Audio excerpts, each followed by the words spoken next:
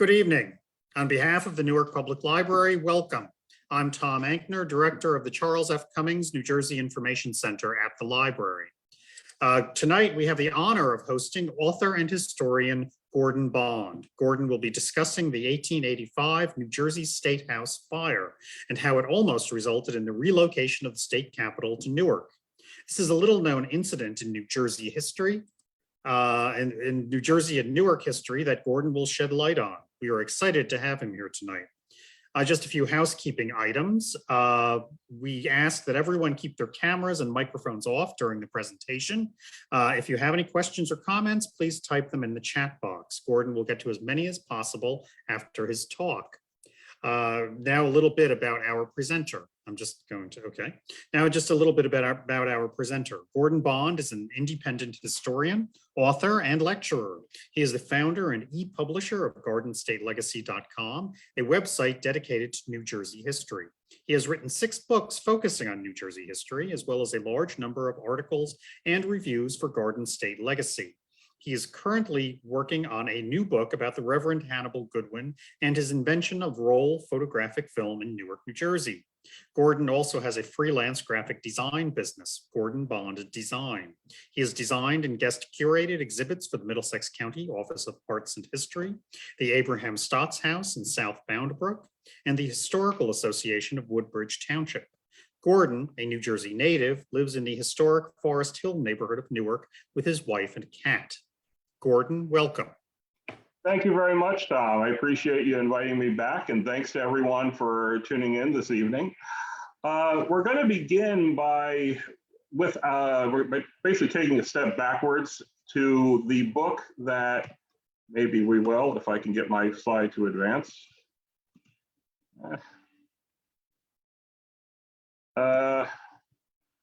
Tom, this isn't advancing. There was a trick you had for doing this, wasn't there? It's stuck on the first slide.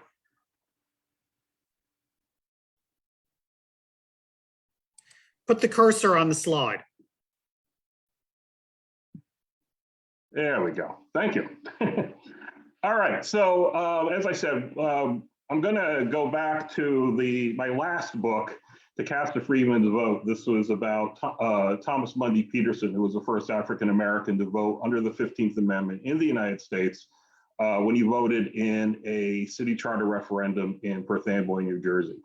And I'm doing that for 2 reasons. One is some shameless self-promotion. The book is available on my website for $20, but also because it was while working on this book that I discovered this little interesting tidbit of New Jersey, Trenton, and Newark history. And it's a good example of what I consider to be sort of an occupational hazard that I think any of you out there who do this type of work, this type of research is probably going to recognize. I call it research creep, where I was looking through newspapers trying to find certain information about Peterson, and invariably, your peripheral vision, you catch another headline about something completely unrelated, but it seems like a fascinating story, and you have to be very disciplined and not let yourself get sucked down into that rabbit hole of something completely unrelated. As somebody who is always looking for new material and interesting stuff to write about or do presentations about, I file away a lot of this stuff. And this was one of those things that I found while I was doing this research into Peterson. So this is a newspaper. This is the Weekly Trenton Times, March 26, 1885. And what caught my attention was this article here, this headline, "The Capitol in Flames, the fire that did much damage." And they're describing a fire that took place at the State House in Trenton in 1885. And I would assume in a building that old that there have been various fires and things that have happened in its history. But this one struck me as particularly interesting because of the political sort of intrigue that happened as a result of it. It's something that dominated the newspapers in New Jersey for a while, and yet today it's practically unknown. We have talked to historians in Trenton and in Newark, and nobody really has heard of this before. So that's kind of what got me interested in it. So what are they describing? So I'm going to read here. This is from the March 21st, 1885 Trenton Evening Times. And they reported how this morning at 2:45, as Special Officer Kennedy was patrolling his beat on West State Street, he discovered a bright flickering light shining through the windows of the office of the Quartermaster General in the state capitol. The smell of smoke had also attracted the attention of Capitol Watchman Daniel Platt. They both managed to break down the door, and they discovered a growing blaze inside of the north wing of the State House. So immediately, Kennedy ran down the street to the corner of State Street and Willow, where he pulled fire alarm telegraph number 23 to spread the alarm. And then he ran all the way the other way down the block to the home of State Comptroller Major E.J. Anderson. And together, along with Platt, they returned to the State House in an attempt to save whatever they could that was from this conflagration, this growing conflagration. They were met by two explosions. At first, it was thought that maybe these were souvenir artillery shells blowing up that were on the mantelpiece of the Quartermaster General, but it turns out that it was more likely a gas leak exploding. This turned out to be a huge fire. This engulfed the entire north wing of the Capitol complex in about 10 minutes. The fire spread up the steam pipes that went from the Chancery Clerk's office on the second floor and then up to the third floor. And as a historian, when it reached the third floor, this is where it gets pretty hairy, because up there was an early incarnation of the State Museum. And fortunately, many of the artifacts that they had just by dumb luck were not in the building that night. They were in New Orleans for the World's Fair that was being held between December 16th, 1884 and June 2nd, 1885. So just by good fortune, a lot of these priceless artifacts were not in the building at the time of the fire. However, there were still artifacts in there that were threatened by this, including battle flags that from the Civil War, which at that point, this is 1885, was still fairly fresh in people's minds. So I'm going to, again, this is from the newspaper article, their description of what comes next. On the south side of the museum, in glass cases, were the old Jersey battle flags, under which so many brave sons of the state fought, bled, and died. Adjutant General William S. Stryker and his clerks, with the assistance of firemen and a number of old soldiers, dashed through the smoke, broke open the cases, and rescued the treasured relics. Now I know they have the displays of these flags at the archives and their ceremonies when they swap them out and so on. These are the flags that would have been lost if were it not for the efforts of these people rushing in there and rescuing them.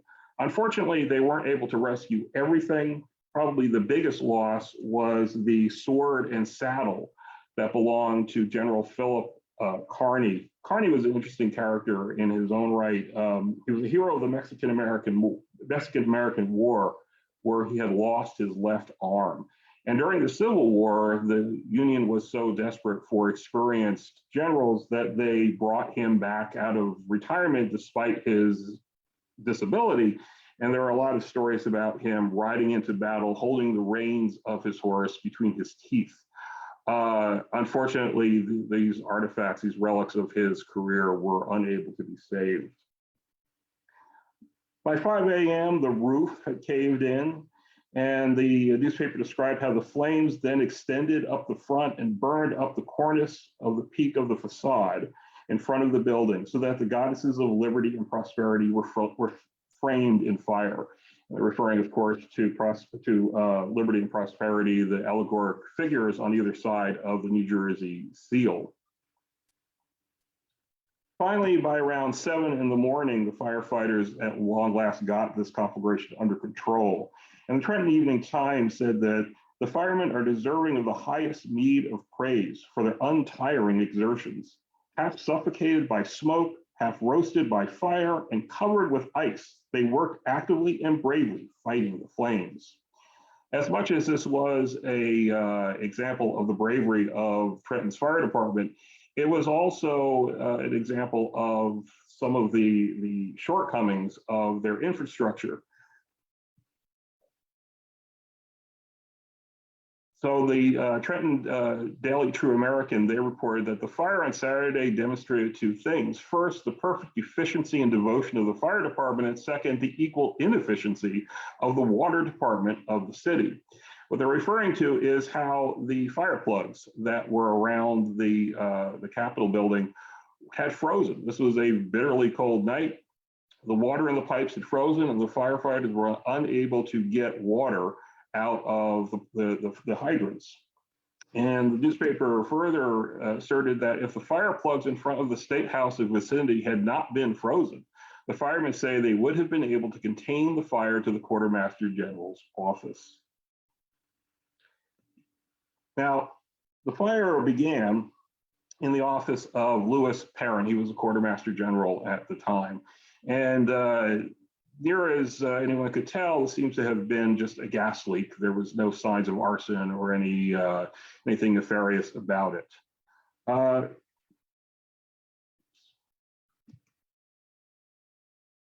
Nevertheless, there was no loss of life, fortunately. However, the structural damage was enormous. And the New York Herald reported how the foundations of the building have been undermined by water and the walls affected by the fire, so that the entire northern portion of the state capitol will have to be rebuilt.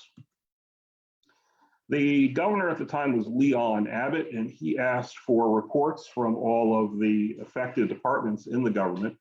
And the losses varied. It depended on where in the building they were, depended on if their important papers had been in fireproof safes or not. Most of the losses were to furniture, desks, chairs, drapes, and so on.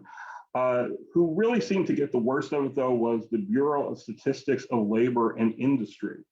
And their chief, James Bishop, he filed a report. I will state that everything in the office of the Bureau of Statistics of Labor and Industry was consumed by the fire. In fact, every record connected with the work of the office was destroyed. In addition to this, a valuable library consisting of about 600 volumes was either entirely consumed or the books so damaged as to render them worthless. This library consisted of works upon political economy, social science, and statistics, many of them being German and French works of value. In the following days, thousands of people came to view the ruins of the state capitol. And there was a question in the air. The obvious one was, well, the answer was obvious: if the State House should be rebuilt. Of course it should. But what surprised a lot of people is there was also a question of where the State House should be rebuilt.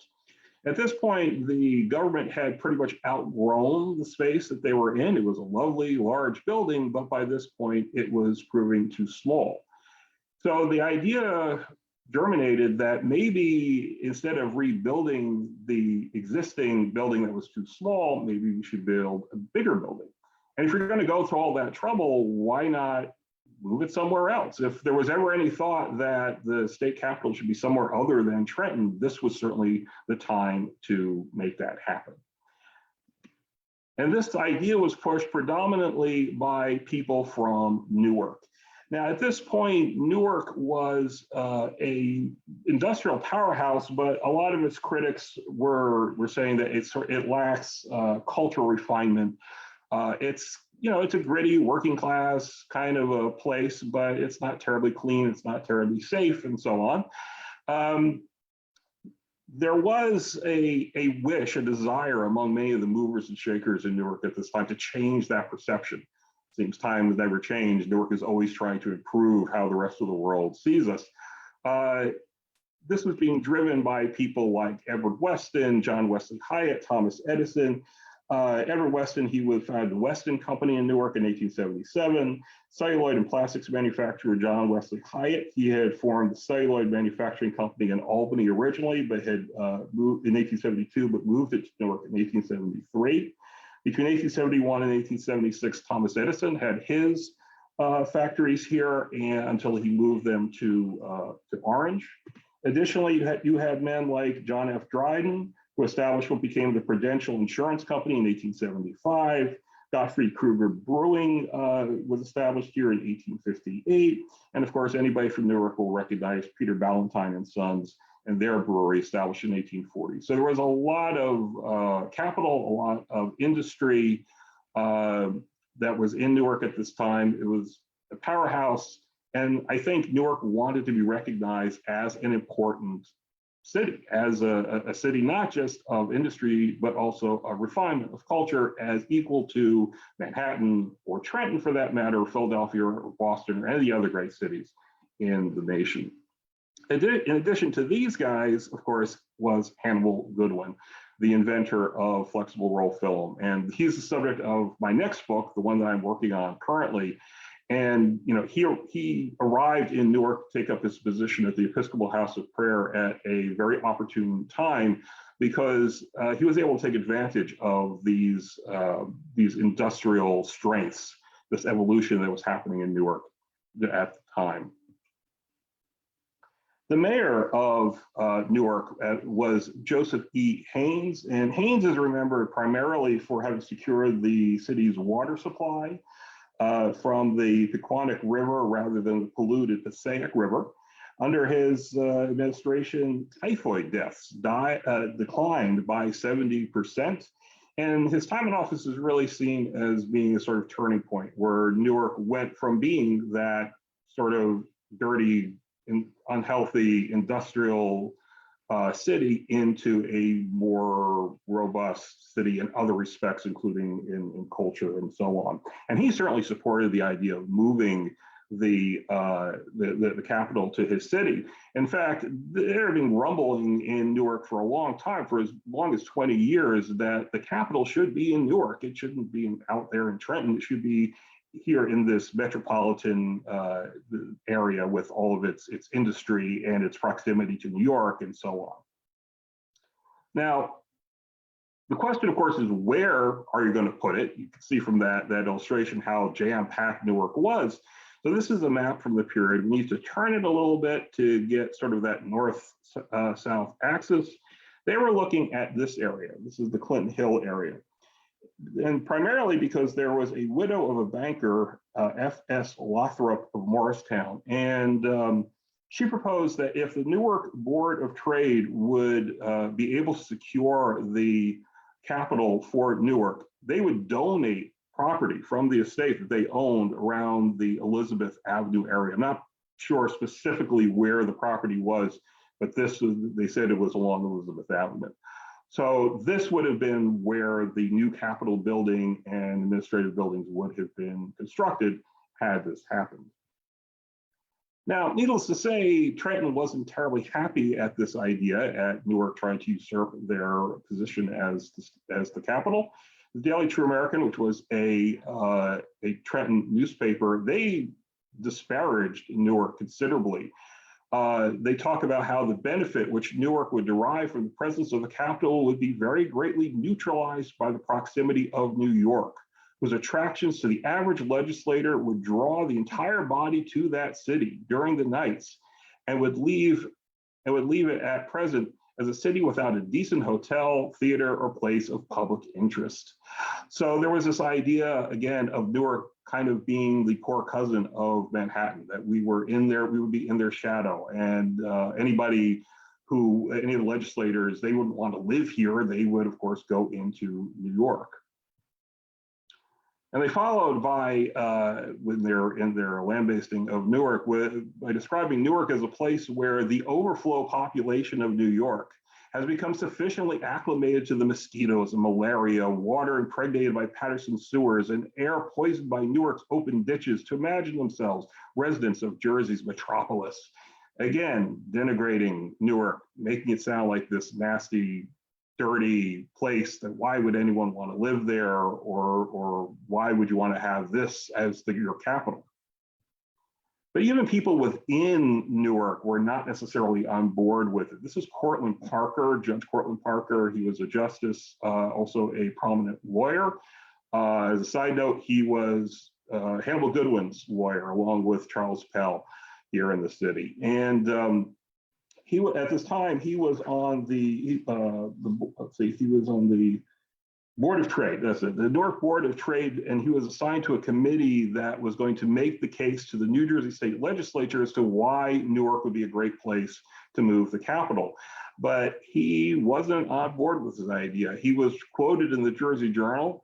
It says the Honorable Cortland Parker threw a wet blanket upon the enthusiasm of some of his colleagues of the committee by declaring that he could not see any sense in the proposition.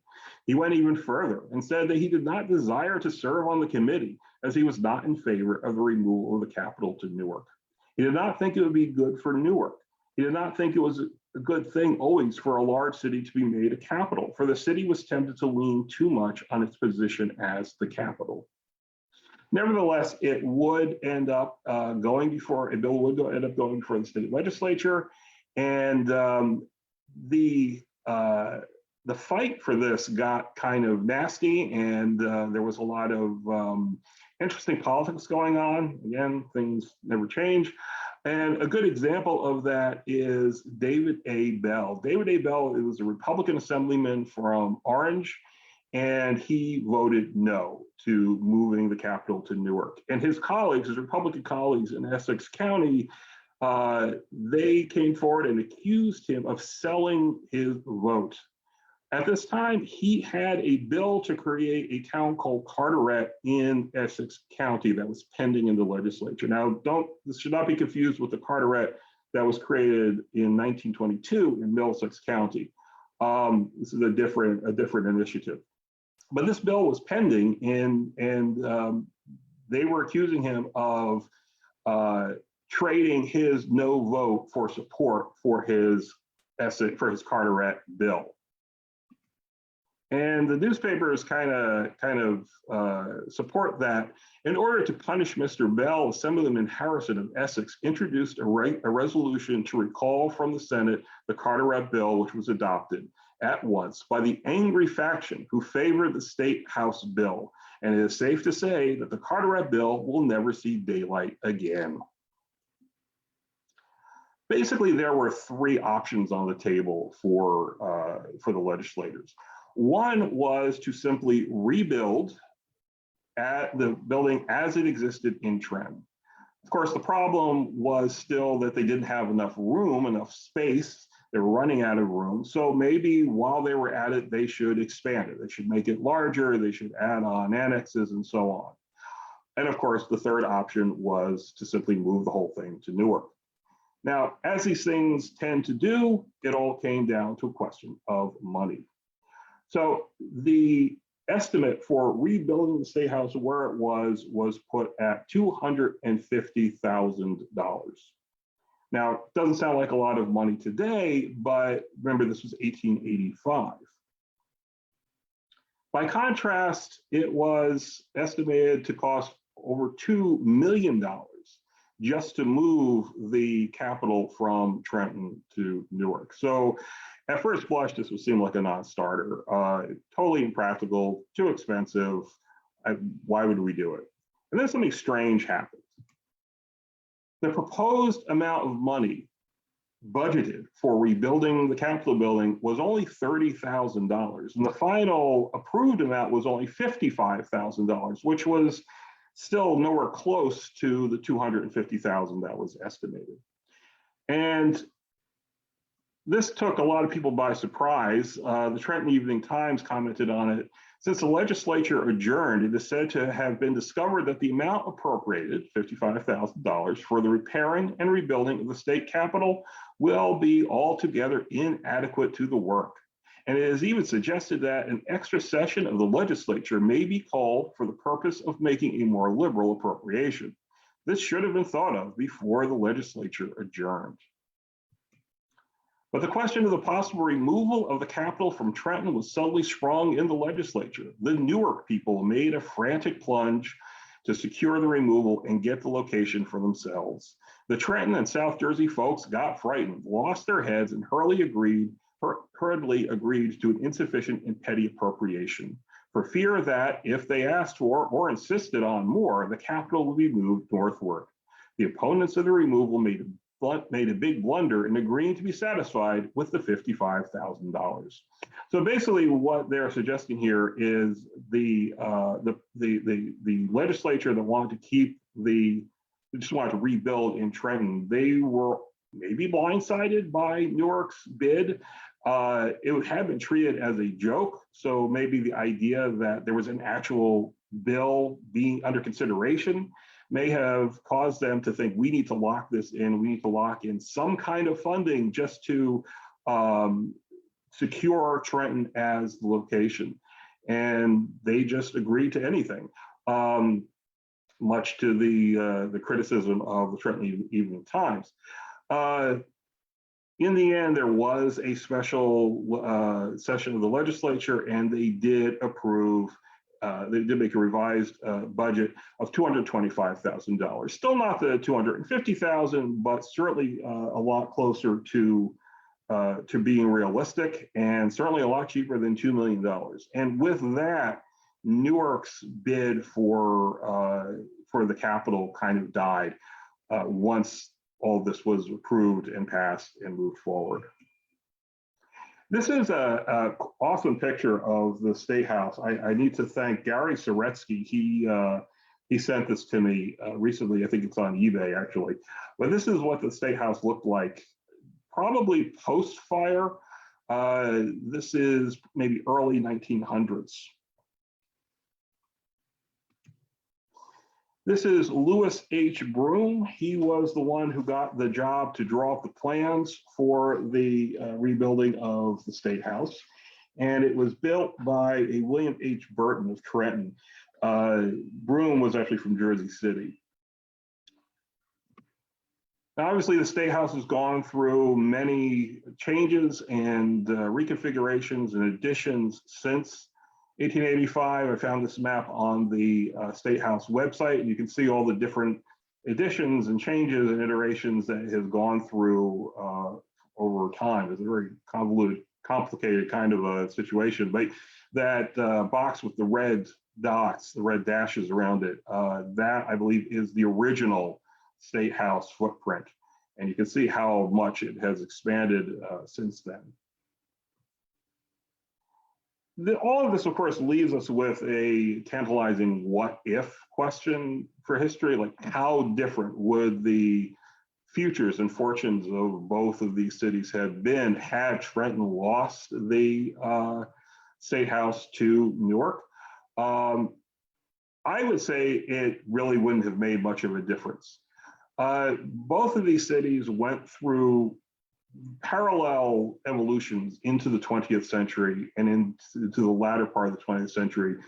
They both suffered from deindustrialization. They both suffered from racial and social upheavals. A lot of the changes, demographic changes and so forth, happened in both places kind of in equal measure. Having the State House did not save Trenton from those forces. It wouldn't have saved Newark from those forces. Newark did still manage to become a place with more culture, certainly in the early part of the 20th century, thanks to people like Louis Bamberger and so on, and the library, the Newark Museum, and so forth. And we're seeing a revival of that kind of thing now happening downtown. As I said, today, nobody seems to remember this. It's a little tidbit, it's a footnote at best. And yet for a brief period of time, at least through 1885 into 1886, the newspapers were full of articles about this battle. And people were paying close attention. They were enthralled by this contest between the hopes and ambitions and local pride of two of New Jersey's great cities. So thank you. I hope that you learned something you didn't know before. And I will entertain questions. Thank you, Gor. That was terrific. That was terrific. We have a few questions in the chat box. First of all, what was Tim Christ wants to know, what was the population of Trenton in the 1880s? And how did that compare to Newark's population? Was Newark then the largest city in the state? That's an excellent question. I'm not sure why I could probably find that out, but I don't know what the population was and how it compared to Trenton. I would think they were probably comparable. Newark may have been larger simply because I think geographically it was larger. So you could fit more people in it. I think they were probably very similar in that both of them both of them had strong industrial bases. Trenton certainly did, and has had since the 18th century. So yeah, I don't have an answer, but I can probably find that out. Do you know when the legislature met when the Capitol building was closed, and you know how long it took to reopen the Capitol when they refurbished it, when they renovated it? It took it. They were able to meet in the building because it was the north wing that was destroyed. The south wing was unaffected. I mean, there may have been smoke damage and so on, but it was still functional. They limped along the best that they could. So meetings were held, I believe, in the south wing. As far as it took about, I want to say 3 years for it to be completely rebuilt. Of course, part of that was also fighting over the funding and so on. But yeah.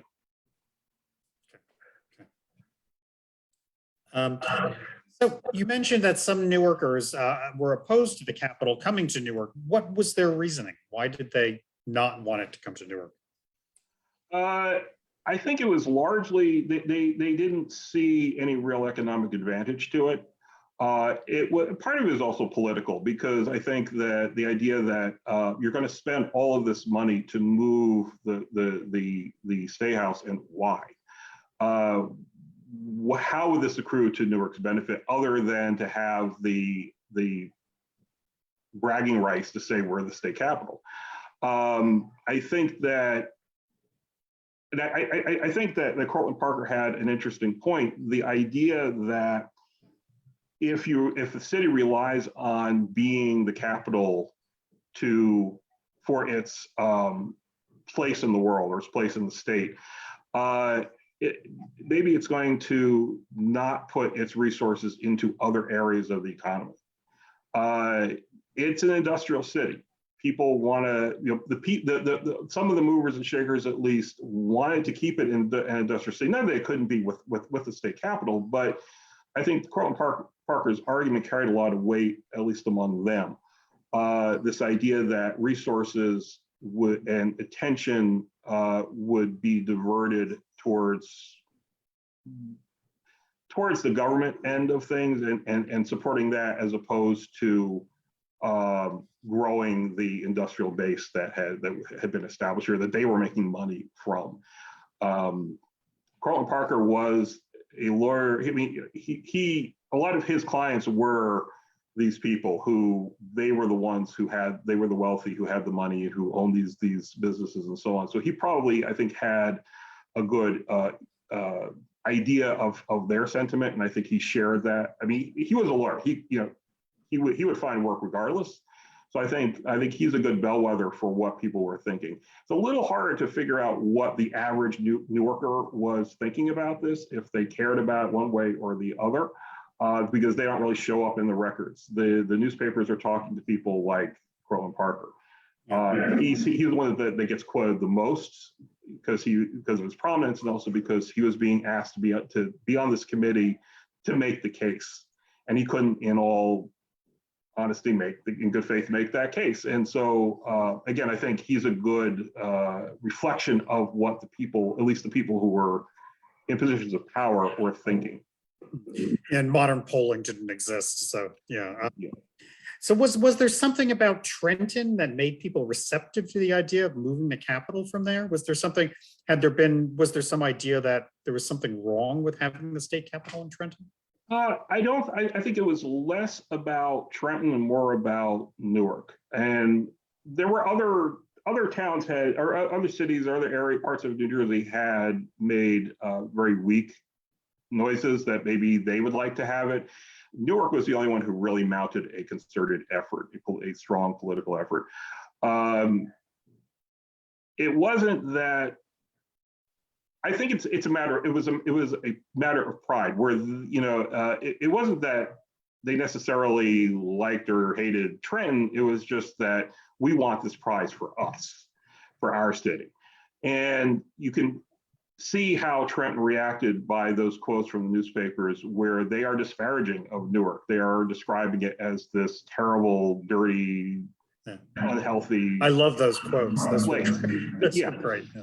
And I'm sure, some people, when they read that, were like, well, screw you. Now we're really going to try to take it from you if that's how you want to play. And, so I get the feeling that I got is it was more about bragging rights, or having, people thinking that because of Newark's location, I think that was probably another part of it too, in Trenton being on that side of the state, more in communion with Philadelphia, more considered South Jersey, maybe, because if you noted in that one quote, they're talking about the people in Trenton and South Jersey, being scared by this proposition and agreeing to the lower amount. So I think that may have played a role in it as well. The North-South Jersey dynamic is as old as the hills. And I think maybe there was a certain resentment with the idea of the state capital being associated with South Jersey, so to speak, and kind of out there, all the way out there, as opposed to being here in this sort of more metropolitan area with its access to Manhattan, and you have the ports and all of these things. I think that may have played a role in it as well. Okay. So you mentioned that General Kearny's sword was lost in the fire. Peter Tannen asks, did the sword melt? Do you know what happened to the sword? I don't. I would imagine it probably did, simply because the heat that would have been generated by that fire would have been hot enough. From the descriptions, it reached what they call flashover, which is where it gets hot enough that anything that is combustible, meltable, whatever, it just goes up. So, it's important that people understand that this was a major fire. This was a conflagration. This wasn't just a little fire that got put out quickly. And, this destroyed a whole wing of a stone building, a massive building. So, I don't know. That is a good question, because I don't know if it had melted, did somebody save it? I don't know the answer to that. I'd be interested in finding that out myself. The saddle was probably, because it was leather that was probably destroyed. Maybe some of the metal bits from it, they have survived. What became of those? That would be an interesting question to answer. If I find out, I'll let you know. Okay. So you used a couple of photos taken. They look like they were taken either the day after the fire or in the few days after the fire. Where did you get those photos? Online. I had written an article about this regarding state legacy several years back, and to be honest, I pulled a lot of those for the talk, and I don't really remember all the sources, but a lot of them were, they were basically online sources. There are some wonderful pictures, like that sort of long one where you see all the people, the one where I kind of pan over and there's the hulk of the ruined state house. So, there were, again, this was a big deal, and people came from all over to see this. I'm sure the photographers that were in the area, there were several in Trenton, would have stopped by and took a bunch of pictures of it. So I'm sure there probably are original prints out there. I'm not exactly sure where they are, but fortunately there are some. There are enough to have a visual record of what happened. I asked that just because it was a little early for newspaper photography. Newspapers weren't really using photographs. Right. Newspaper halftoning came a little bit later, but I'm trying to think, when was the first halftoning? That may have been a little earlier. I think that they didn't come into they weren't really widespread use by that point. No. You know, most of it, but again, because there were certainly photographers in Trenton that I'm sure a lot of people took, you know, took a lot, you know, there people have taken pictures of it. Okay. Another comment, certainly Peter Tannen was surprised that there was no fire alarm box at or closer to the State House. Yeah, that is a surprise. You know, this is a telegraph system.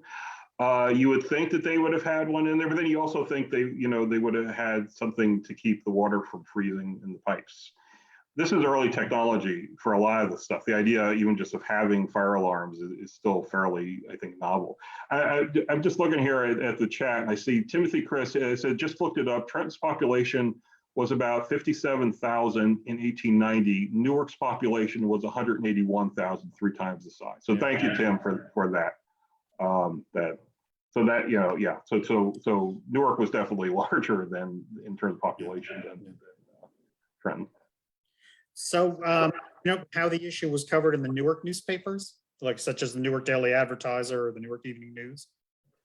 It was mostly positive, you know, a lot of it, I mean, they were in favor of it. Most people in a lot of the newspapers were in favor of it. You know, so they did cover it, and they certainly covered the when they got into the legislative phase, because they were reporting on what was going on in the legislature. Okay. And just a little plug here, we are in the process of digitizing the Newark Evening News right now. It is available online from 1883 when it started publishing until 1923. The years from 1923 to 25 will be available very soon, hopefully within the next few weeks. So that's a plug for our website. Go to our website, you can find the link for Digifind It, which is the site where the Newark Evening News, the digital Newark Evening News is available. Arnold Cohen is asking, and Beth just included the link to the Digifind It site in the chat box. And Arnold Cohen is asking, how did Trenton originally become the capital? After the legislature, Trenton, I mean, Trenton was considered to be even into the 18th century, it was an industrial powerhouse. And we talk about the Battle of Trenton and so forth. So it was a prominent city, or, you know, at the time. I don't remember what year it was officially made the capital, but you know, it had enough prominence to be, you know, a logical choice. I mean, you could argue that Newark did too, but you know, I think that certainly in the 18th century, Trenton was probably a bit comparable deal, if not a bigger deal. And there was a lot of interest in tapping the industrial possibilities of the place. The center of commerce. Yeah, it's interesting why certain cities in a lot of states are chosen as the state capital rather than larger cities in those same states, more well-known cities. And we don't have any other questions. Is there anything else that you wanted to say? I know you said you wrote an article about this for Garden State Legacy. Is there any idea about working on some book about this? I know you're working on another book. You're working on a book of Hannibal Godwin. I can add it to my lengthy list of books I want to write before I die, you know. Yeah, right now, I mean, my focus is predominantly on Goodwin and getting that done. It's a large subject. It's that because not only is it, you know, his invention here in Newark, in the attic of the Plume House here in Newark, which, and I always say that this not only revolutionized still photography and made cinema possible, but it, what I like to call, democratized the idea of the image, because it was the last piece in the puzzle of putting photography in the hands of the average person. We think of, you know, selfies and taking pictures and sharing them, and, you know, as a modern digital thing with digital cameras and social media. The impetus to do that, the instinct to do that, predates all of that stuff, goes back into the early days of photography. You know, so plus on top of that, there is the whole David and Goliath battle between him and George Eastman's Kodak over the patents. So, I mean, it's a very deep, very rich story. And I think that, not only is that going to be of interest to people in Newark, but people in New Jersey, people who were interested in photography, history of photography, and so on. So something like this, I think this is an interesting. The sales part. It's an interesting thing. It's a very local interest thing. It's the people who are going to care about are people in Trenton, Newark, maybe New Jersey more generally. So I can't say it's really on my list of priorities to do something like that, but somebody wants to fund it, let me know. I'd be more than happy to, because some people, I wrote the article a long time ago, adapted it into this talk. I gave it once for Trenton, and this is now I'm giving it here in Newark. And people have raised some excellent questions that, there are areas that there are for further, deeper research that, so there is that opportunity. Okay. Well, thank you very much. This was terrific. This was a really nice program, really interesting little talk. And thanks everybody for joining us again. Okay. All right. Well, thank you to everybody in the chat room and everyone in the Zoom. And on behalf of the Newark Public Library, good night. Be safe. Good night.